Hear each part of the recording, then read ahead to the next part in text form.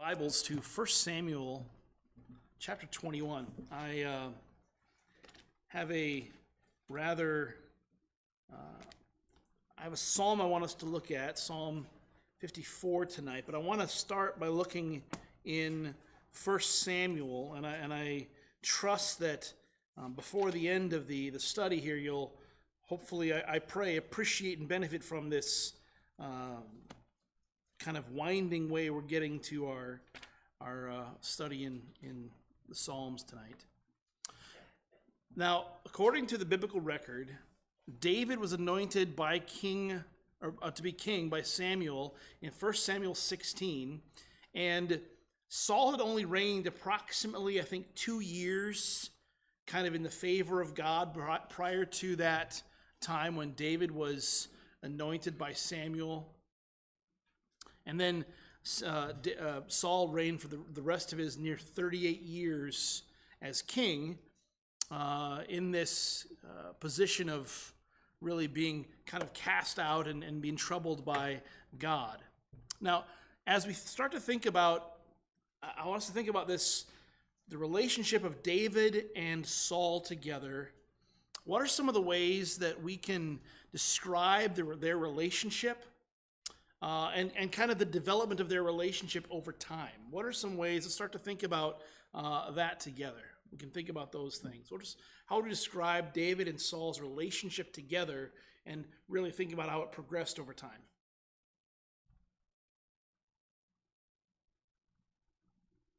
How did David and Saul really first come to know one another?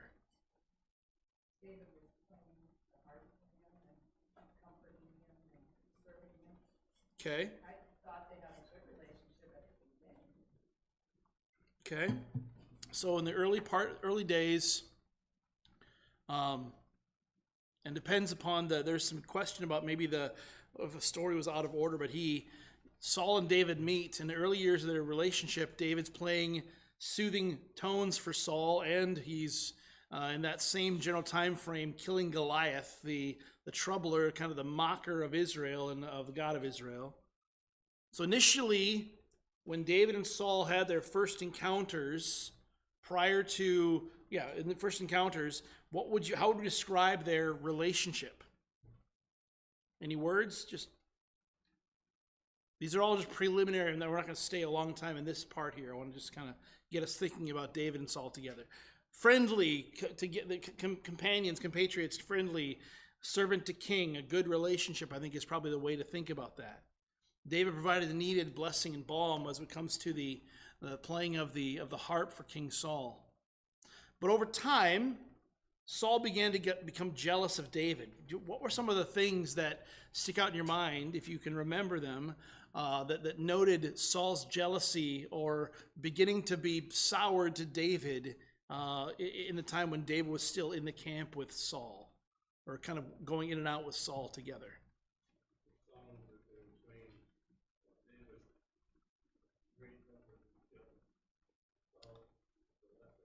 Yeah. Saul's killed his thousands, David killed his 10,000s. So there was this kind of jealousy and antagonism built up in Saul's heart towards David.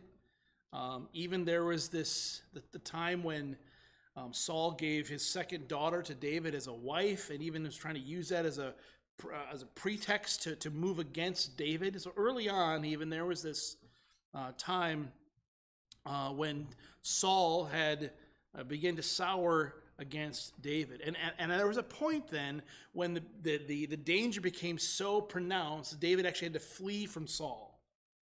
He was probably always on some sort of a political kind of tightrope in the years when he was leading the bands of Israel's men against their enemies and still commanding some of the forces of Israel. But at a time then, David fled from Saul because Saul wanted to kill him. And actually, if you remember, the intentions of Saul were so pronounced at one time that he even threw a spear at his own son.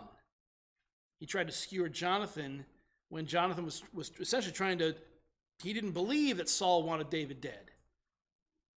And so David and Jonathan had come up with this kind of ruse to have Saul's anger kind of come to the surface and it exposed Saul's anger towards David.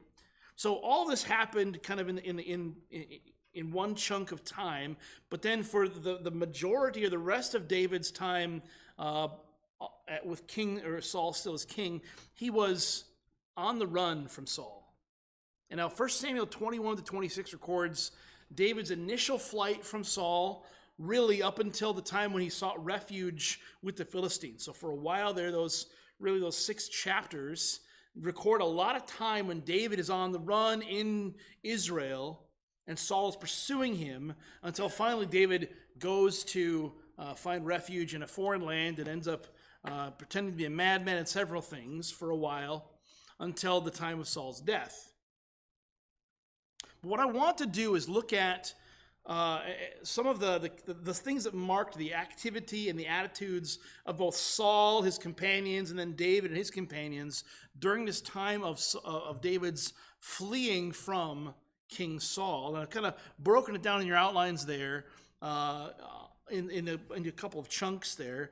First of all, chapters 21 to 22 of 1 Samuel record David's fleeing from Saul initially and going to, well, first of all, he goes to the high priest, a man by the name of Ahimelech. We'll read some text here in a minute, but does anyone remember what happened when David goes to Ahimelech and kind of what transpires there between those two men? Anybody remember?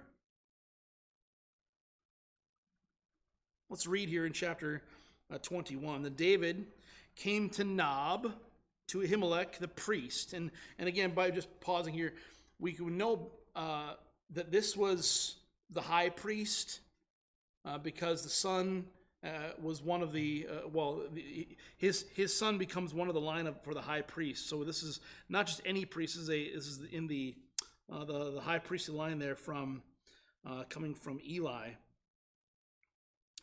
And Ahimelech came trembling to meet David and said to him, why are you alone and no one with you? David said to Ahimelech, the king has commissioned me with a matter and has said to me, let no one know anything about the matter on which I am sending you and with which I have commissioned you, and I have directed the young men to a certain place. Now, therefore, what do you have on hand? Give me 5 loaves of bread, or whatever can be found. The priest answered David and said, there is no ordinary bread on hand, but there is consecrated bread, if only the young men have kept themselves from women. David answered the priest and said to him, surely women have been kept from us as previously when I set out, and the vessels of the young men were holy. Though it was an ordinary journey, how much more than today will their vessels be holy?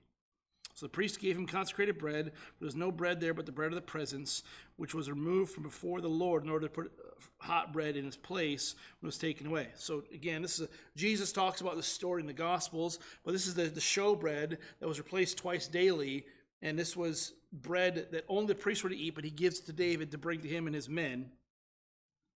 And then we see this, verse 7, there's this man who's there named Doeg, who's an Edomite, who is being detained there before the Lord. And then David asks Ahimelech about a weapon. He doesn't have a sword, so Ahimelech has Goliath's sword in his tent. The sword that David took from Goliath as he killed him and chopped off his head, this was kept by Ahimelech, and then he takes it. So the priest gives him food, gives him a weapon, and then David goes on his way. Now, what I want to look at here now, we see David fleeing from Saul, and then Saul's pursuit. He comes he hears that David was in Nob, and if you look at chapter 22, verses 18 and 19, Saul then comes to the priests, and he accuses the priests of conspiring against him. And then, could someone read for me verses 18 and 19 of chapter 22? And I want us to describe kind of Saul's activity or his anger or his violence, what his attitude as revealed in these verses. Would someone read for me verses 18 and 19? Stephanie. Then the king said to Doeg, you turn around and attack the priests. And Doeg the Edomite turned around and attacked the priests, and he put to death that day 85 men who wore the linen ephod. So he struck Nob, the city of the priests, with the edge of the sword, both men and women, infants and nursing babies, also oxen, donkeys, and sheep he struck with the edge of the sword. Now, before I ask the question again, a few verses earlier, Saul tells his men to carry out this order, and his leaders, his lieutenants said, no, we're not going to do this. We're going to kill the priests. So Saul turns to the Edomite, a foreigner, and the foreigner carries out this attack and leads the men to do it. So the question would be, what does this reveal about Saul's, the extent of Saul's anger, the extent of Saul's rage, or his mentality? What does this reveal about Saul in his pursuit of David? Anything? That he ordered and had carried out the destruction of the town and killing the priests and all their families and their whole city. Does this give us any kind of insight or reveal anything new or afresh about Saul? Isaiah, what do you think?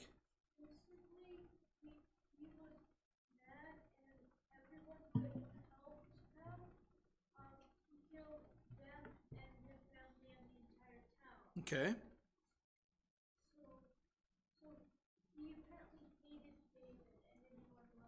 Okay. An extreme hatred, good. Anything in particular about who he, like the individuals who he killed, the priests in particular? Does this have any bearing upon Saul and his overall disposition, his overall attitude, his overall personality at the time? Slaughtering the priests of the Lord is a pretty severe activity. So if someone slaughters the priests of the Lord, what does that say anything about their affiliation or their fidelity to the Lord himself? It doesn't speak very highly of his faithfulness to the Lord or his wanting to walk with the Lord. He slaughters the priests of the Lord. Now later on in the story, and not in the we'll get to today, but Samuel's dead, and believe it or not, no one has the Urim or the Thummim to help him ask of the Lord. Why? Because he slaughtered all the priests. So he then goes to find a witch of Endor to help him try to do a seance to find out what he should do when it comes to a battle of the Philistines. But Saul slaughtered these, and so he's making steps against David, but also revealing his antagonism toward the things of the Lord in general. Now, in chapter 23, the story continues. David is on the run with his band, and he hears of a Philistine attack to a town of Keilah, which is a walled city, and he asks the Lord, Abiathar the priest, the son of Ahimelech, comes to David and stays with him, so he has a priest with him, and he asks the Lord if he should go and attack Keilah and defend them, and he does.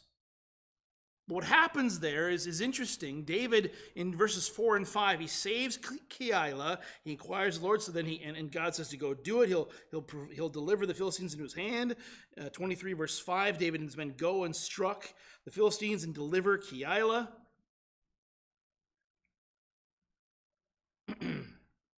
Verse 7, it says this: when it was told King Saul that David had come to Keilah, Saul said, God has delivered him into my hand, for he shut himself in by entering a city with double gates and bars. So Saul summoned all the people to war to go down to Keilah to besiege David and his men. And so we have David saving these people. Saul sees now an opportunity to trap and kill David. Then David, in verses 10 to 12, he asks the Lord, okay, Saul knows that I'm here. Is he going to come, and will the people of the town give us up, or will we find shelter in these walls? Verses 10 to 12, the Lord answers, says, yes, Saul's coming, and yes, the people will give you up. So David now flees. So he's not found refuge from a city that he's helped. He's on the run from Saul, who is seeking every opportunity again to kill him. And look at verse 14. Could I have someone read verse 14 for me of chapter 23? Volunteer read verse 14, Julie. David stayed in the wilderness in the strongholds and remained in the hill country in the wilderness of Ziph. And Saul sought him every day, but God did not deliver him into his hand. So we see David here fleeing. David kind of going about in the wilderness, not in populated cities. But what do we see again about Saul's kind of, how committed is Saul to finding David and killing David? Every day. He's seeking him. So David is fleeing for his life. He fled from Nob and the town was destroyed. He then goes with his band to deliver a town, which I'm sure they were grateful, but then God says they will not protect you. And so David flees, and he's running every day from Saul, on the run. He's in the wilderness now of Ziph, from verses 14 to 29 of chapter 23. Now, Saul is pursuing David, and really what we see here is Saul's, again, continuing deadly intent. Look at verse 23, I believe. This is Saul talking to the Ziphites.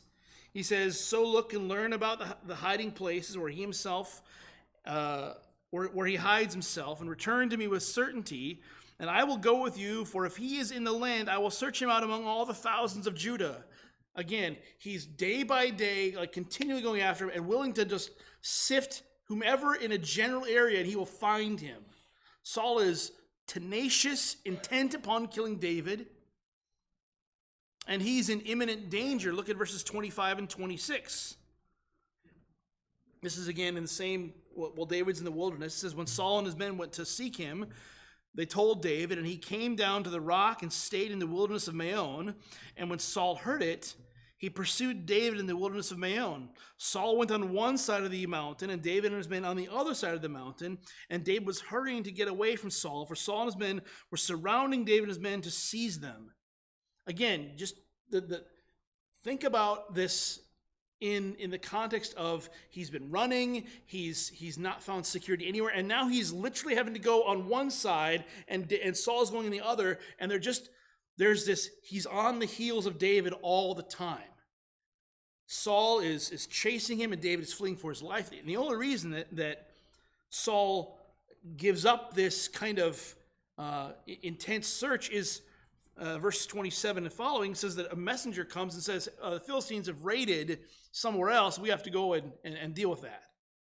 So David gets a small reprieve here as Saul goes to deal with an incursion by the Philistines. But so from the time he leaves Nob, he essentially is finding no refuge and constantly under this pressure by Saul, this constant flight in danger and in fear for his life. But that's when we see after this, in chapter 24, now we have this famous scene where David is hiding again, because Saul now comes back from this dealing with the Philistines and is again searching for David. And finally, David is now trapped and cornered in a cave.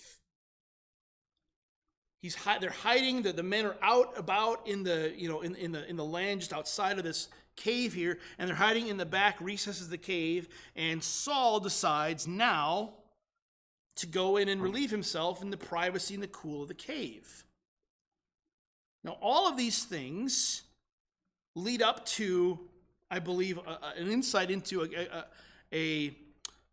David stating some very important things here about his own intention, his own convictions in verses 11 through 13 of chapter 24. So what had happened is Saul was already in there. David had cut the robe, or the edge of the robe from Saul's robe. Look at verse 11. It says this: "Now my father, indeed see the edge of your robe in my hand, for in that I cut off the edge of your robe and did not kill you. No one perceived there is no evil or rebellion in my hands, and I have not sinned against you, though you are lying in wait for my life to take it. May the Lord judge between you and me, and may the Lord avenge me on you, but my hand shall not be against you. As the proverb of the ancients says, out of the wicked comes forth wickedness, but my hand shall not be against you." We talked about Saul's his activity, his attitude, his intention. What does this reveal about, again, David's intention, David's attitude, and David's situation? And what do we see here about David in this? So that even when he was encouraged with his men to he said, I will not touch the guy and his leader, even though it was painful. Right. And we see what's interesting here is this always kind of shocks me a little bit, but Saul's response in verses 20 and 21, after David essentially spares him and pleads with the Lord to be the avenger if necessary, would someone read verses 20 and 21, and we'll see Saul's response. Lauren. Now behold, I know that you will surely be king, that the kingdom of Israel will be established in your hand. So now swear to me by the Lord that you will not cut off the descendants after me, that you will not destroy my name of my father's household. Verse 22, David swears, and then there's kind of this, Saul has this momentary repentance. And just as an aside, we know this doesn't last, because after the next chapter of this interlude with Abigail and Samuel dies and Nabal, that whole issue, Saul's again pursuing David. Saul had a moment, kind of this shocking moment of revelation, realization of, and this near-death experience, if you want to call it that. And he's like, okay, I guess David's the man. He's been a good man. I'll walk away. But after a little bit of time, that undealt with, again, animosity, anger, hatred of David stirs up again.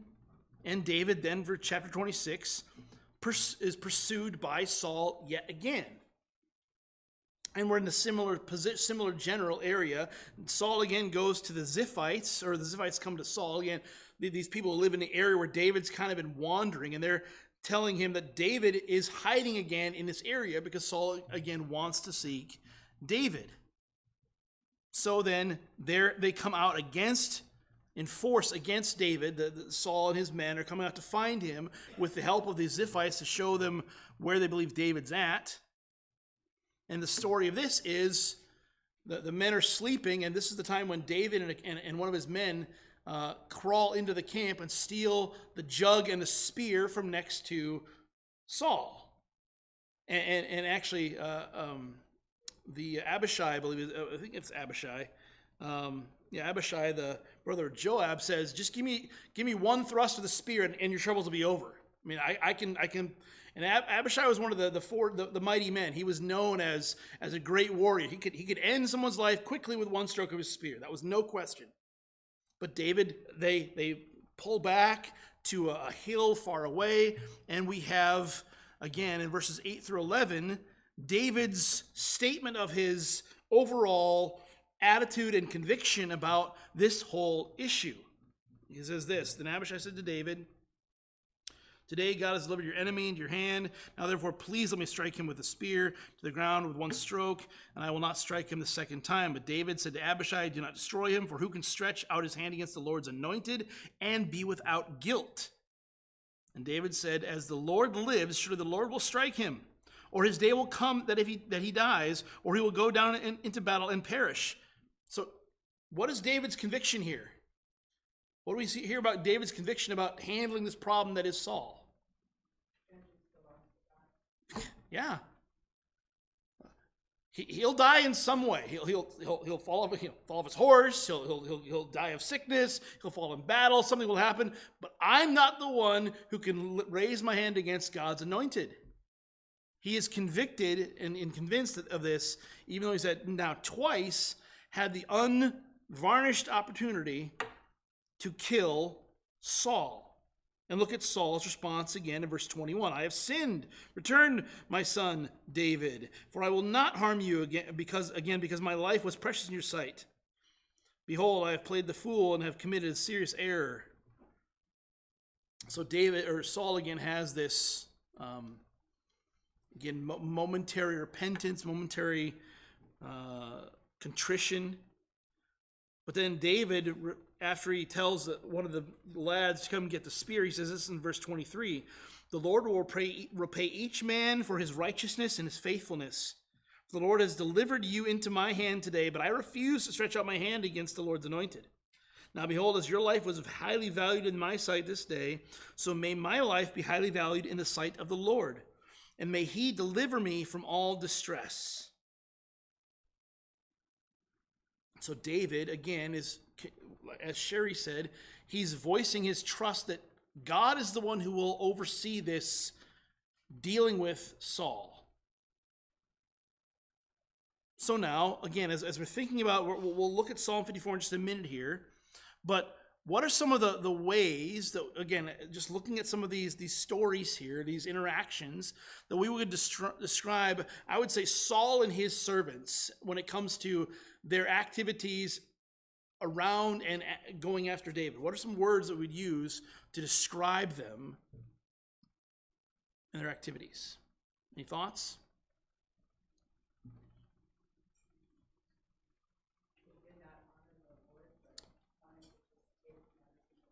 Yeah, they did not honor the Lord, okay? And we see that both in, well, primarily in the slaughter of the priests of Nob and other things, okay? Anyone else? They were tenacious. They were wicked and violent. Again, willing to destroy an entire city, willing to destroy multiple places. They were violent. You know, Sherry mentioned they didn't know the Lord or follow the Lord. They were acting as godless in their actions.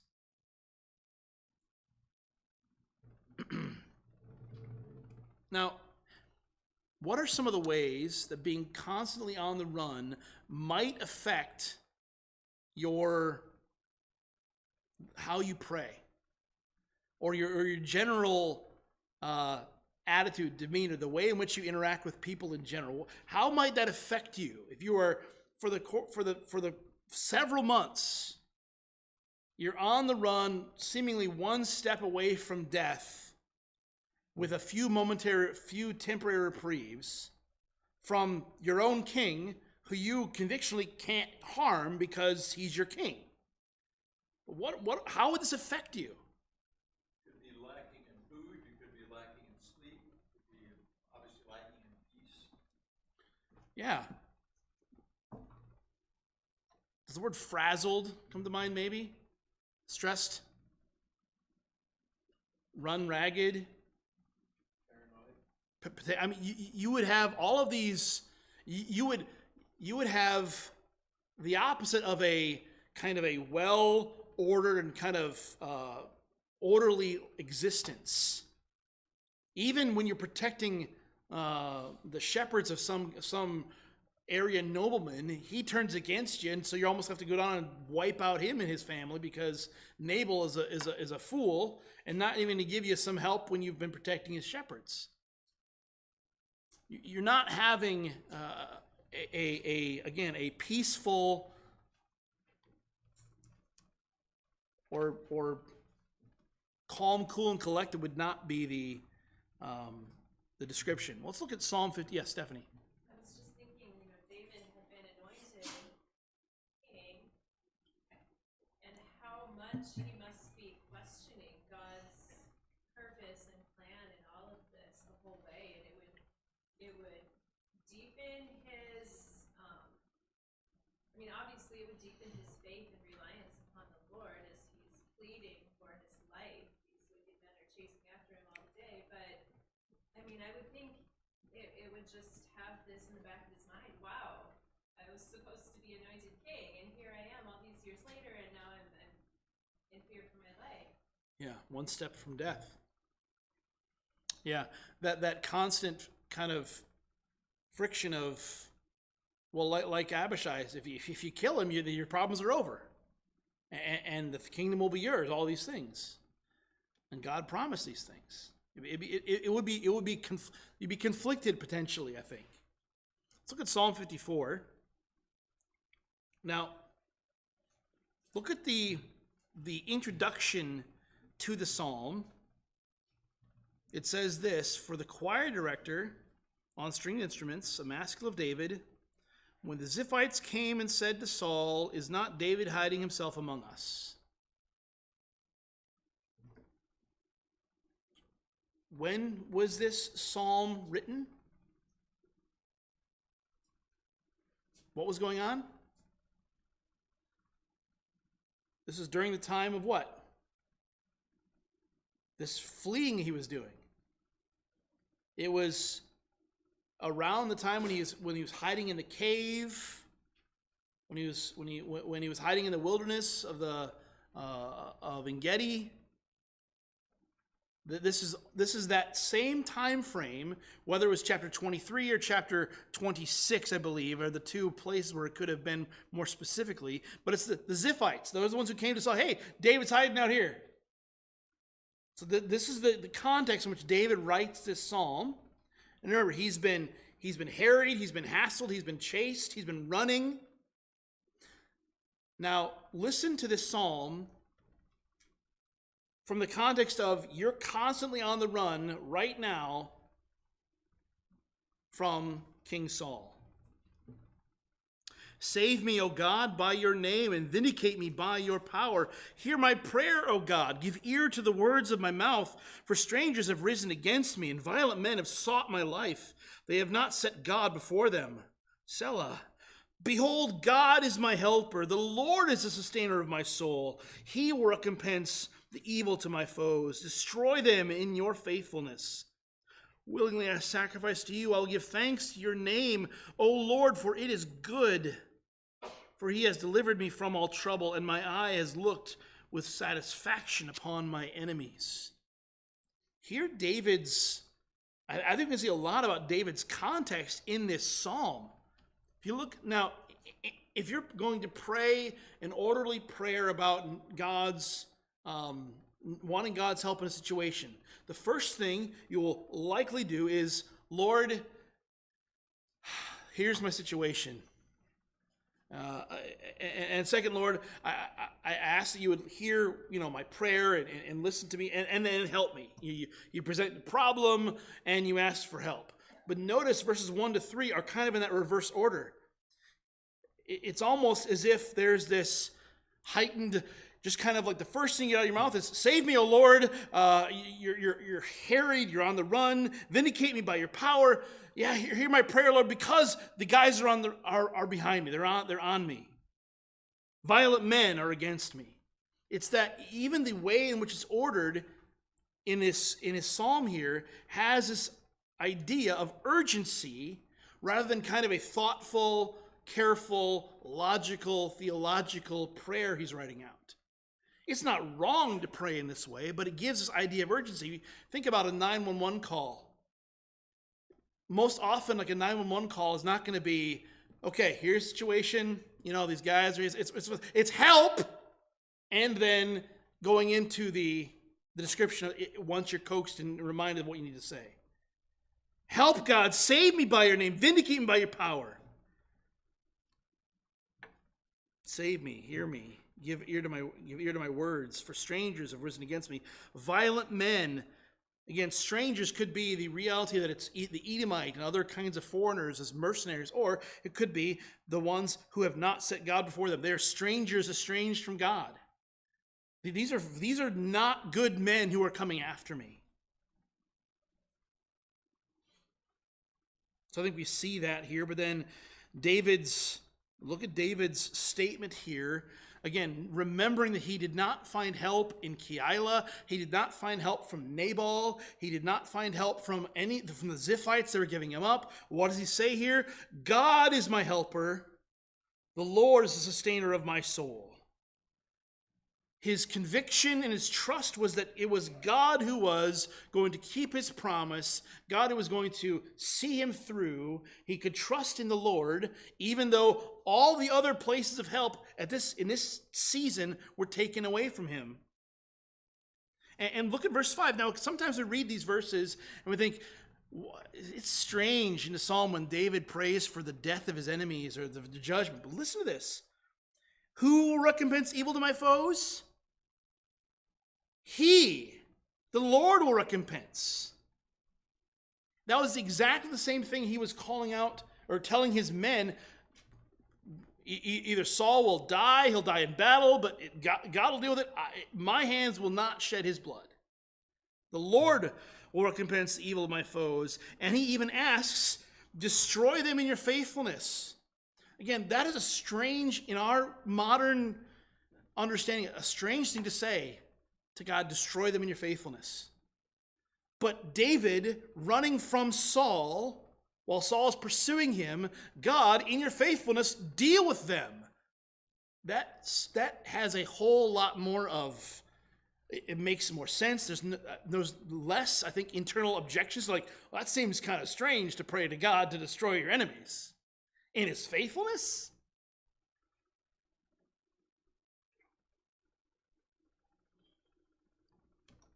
Willingly I will sacrifice to you. I will give thanks to your name, O Lord, for it is good. Again, this is the statement of the sacrifice of the offering, but also the sacrifice of praise together, as they always ought to have been. It is God, his name, who is the deliverer. He is the refuge. It is the Lord who is the sustainer. It is God himself who, in verse 7, has delivered him from all trouble. And at the end of verse 7, he says, my eye has looked with satisfaction upon my enemies. In other words, I know that they will be dealt with. Again, the satisfaction of the enemies is they're being laid low. David has this conviction and trusts in the Lord, who is his helper, the sustainer of his soul, that God will do in his faithfulness what he's promised to do, even though his prayer is almost this harried prayer of on the run David, who is fleeing for his life because he needs to flee, otherwise Saul will kill him. I mean, he asked the Lord in verse 1, vindicate me, this idea of pleading his case. He's asking God to powerfully plead and deal with, execute judgment for the case of David according to, or by his power, by the power of God. Let God do that. Again, this is the idea of the judgment of God rendering judgment in his righteousness. And really, what grabbed me about Psalm 54 before I looked into all the surrounding stuff was just verse 4. This sweet and treasured statement that God is my helper. The Lord is the sustainer of my soul. God is the one who is ready to and able to assist, to help. This is a common kind of cry or description of God. Psalm 30, verse 10, hear, O Lord, and be gracious to me, O Lord, my helper. Or O Lord, be my helper, is what he says. Or Psalm 109, verse 26, help me, O Lord, my God, save me according to your loving kindness. Again, this is a statement that, again, that God is the one who is our helper. And this is said in various ways. Maybe a more memorable psalm that you might know is Psalm 121. I will lift up my eyes to the mountain. From where shall my help come? My help comes from the Lord who made heaven and earth. Again, this God is the one who assists. God is the one who sustains. God is the one who is ultimately and finally the one who I can rely upon.